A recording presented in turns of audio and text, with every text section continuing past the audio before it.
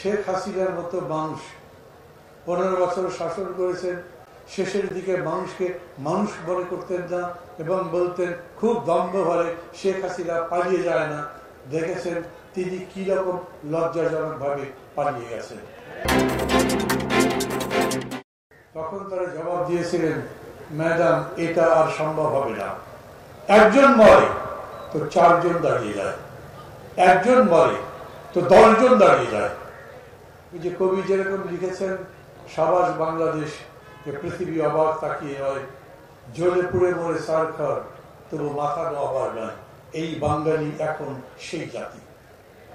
এবং ওই অকাতরে জীবনদান, নির্ভীকতা, সাহস, আত্মত্যাগের এত বড় ঘটনা দেখে শেখ হাসিনার মতো মানুষ 15 বছর শাসন করেছেন, শেষের দিকে মানুষকে মানুষ মনে করতেন না এবং বলতেন খুব দম্ভ ভরে শেখ হাসিনা পালিয়ে যায় না। দেখেছেন তিনি কি রকম লজ্জাজনক ভাবে পালিয়ে গেছেন। ওই লড়াই শেষ, আমরা জিতেছি। এখন লড়াই হচ্ছে ওই যে আন্দোলনের মধ্যে দিয়ে স্লোগান উঠেছিল, এই বাংলাদেশ চাই না, নতুন বাংলাদেশ চাই। নতুন বাংলাদেশ গড়বার লড়াই।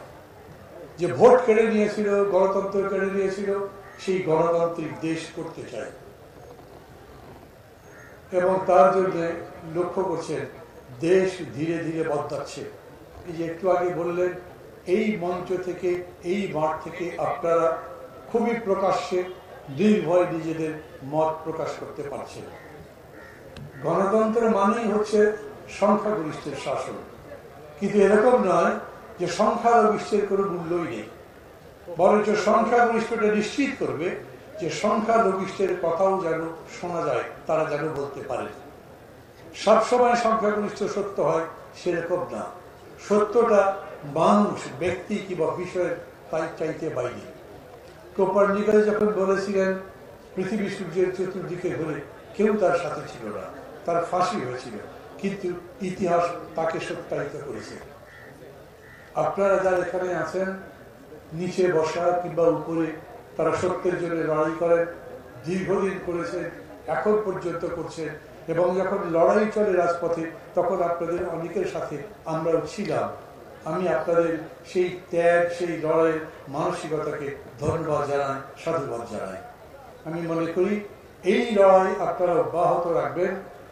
দেশটা যে বদলাচ্ছে, এই দেশকে ওই রকম জায়গায় মধ্যে নিয়ে যেতে হবে যাতে এই দেশ বাসযোগ্য একটা দেশ হয়, যাতে এই দেশকে নিজের দেশ মনে হয়, যাতে বলতে পারি এই দেশে থাকতে আমি ভালোবাসি, এই দেশকে আমি পছন্দ করি। এখন আর আমার দেশ থেকে যুবকরা চাকরির সন্ধানে ইতালি কিংবা ইউরোপের কোনো দেশে যাওয়ার চেষ্টা করবে না, যাওয়ার পথে ভূমধ্য সাগরে ডুবে মরবে না, বরঞ্চ বাংলাদেশ তার জন্য একটা নিশ্চিত আবাস হতে পারে। অনেক লম্বা আলোচনা করা যেতে পারে ওই ব্যাপারে, আমি সেদিকেও যাব না।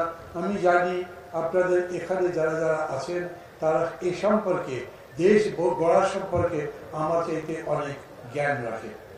আপনারা সব ইসলামী শাসন ব্যবস্থা চান, অনেকে হয়তো এরকম করে বলবেন না, তিনি অন্যরকম বলবেন, কিন্তু আমরা বলছি আমাদের চাওয়া যা যেরকম করেই হোক, আমরা সবাই একটা নতুন বাংলাদেশ চাই, সুন্দর বাংলাদেশ চাই।